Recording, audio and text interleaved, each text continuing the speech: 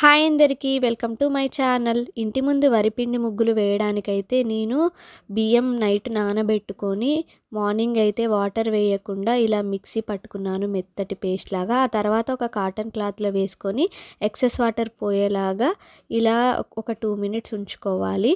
ఒక ముద్ద చేసేసుకొని తర్వాత చిన్న చిన్న బాల్స్ చేసుకొని కొంచెం ప్రెస్ చేసుకొని ఒక ప్లేట్లో పెట్టుకోవాలి. 2 డేస్ అలా ఎండనివ్వాలి. ఇప్పుడు వచ్చేవన్నీ ఫెస్టివల్స్ అండ్ వరలక్ష్మి వ్రతం అన్నీ ఉన్నాయి కదా, ఇంటి ముందు ఇలా బియ్యం పిండితో ముగ్గులు వేసుకుంటే చాలా మంచిదన్నమాట. సో అందుకే నేను ఇవైతే ముందే రెడీ చేసుకున్నాను. ఒక ప్లేట్లో పెట్టుకొని ఒక 2 డేస్ అయితే ఎండలో మంచిగా ఎండనిచ్చాను. చూడండి ఇలా సౌండ్ వస్తున్నాయో, ఎంత బాగా ఎండిపోయాయి మొత్తం. వీటిని అయితే మనం స్టోర్ చేసుకోవచ్చు. ఎక్కువ క్వాంటిటీలో చేసుకుంటే 1 or 2 ఇయర్స్ కూడా ఉంటాయి. ఇవి మంచిగా చాక్ పీసుల్లాగా ఎంత వైట్గా ఉన్నాయి కదా, ఇంటి ముందు ముగ్గేసినా కూడా తెల్లగా చాలా బాగుంటుంది. మా ఇంటి ముందు అయితే చాక్ పీస్తో వేస్తే వెంటనే తొక్కేస్తున్నారు, పోతుంది. అందుకే నేను ఇవైతే రెడీ చేసుకున్నాను.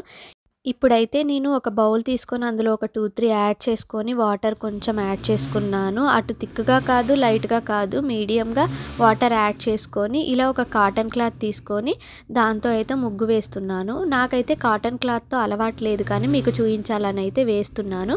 ఇలా ప్రెస్ చేస్తూ కాటన్ క్లాత్ తీసుకొని వేసుకోవచ్చు. నేనైతే ఇయర్ బడ్తో వేస్తానన్నమాట, నాకు అలానే వచ్చు.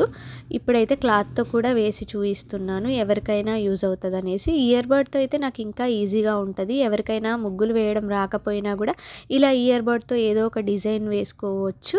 గ్యాస్ దగ్గర కూడా మనం మంచిగా ముగ్గులు వేసుకోవచ్చు. చాలా వైట్గా కనిపిస్తుంది ఆరాక. చూడండి కొంచెం ఆరాక ఎంత బాగుందో, ఎవరైనా తొక్కినా కూడా అసలు పోవన్నమాట. గ్యాస్ దగ్గర కూడా నేను ఎంత బాగా వేసుకున్నానో చూడండి. నచ్చితే మీరు కూడా ట్రై చేయండి అండ్ ఈ వీడియోని లైక్ చేయండి. Bye bye.